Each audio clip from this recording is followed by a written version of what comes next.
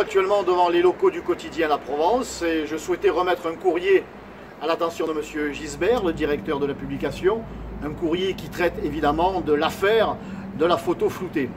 Alors depuis que j'ai manifesté ma désapprobation, ma condamnation de cet acte antidémocratique, eh bien la direction du journal m'a contacté pour me faire savoir qu'il ne s'agissait pas d'une décision de la direction, mais d'un acte isolé d'un journaliste. Alors moi, je suis prêt à croire ce que l'on me dit aujourd'hui, à l'accepter.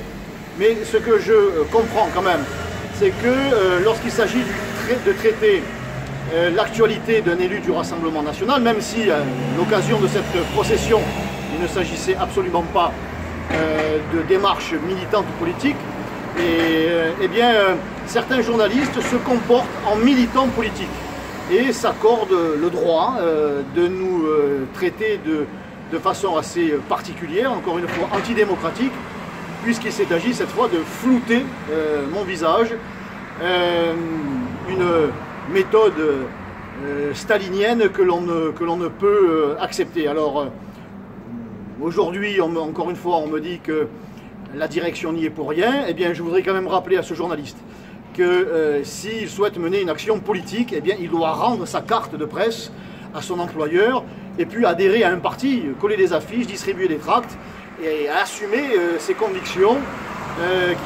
qui sont les siennes.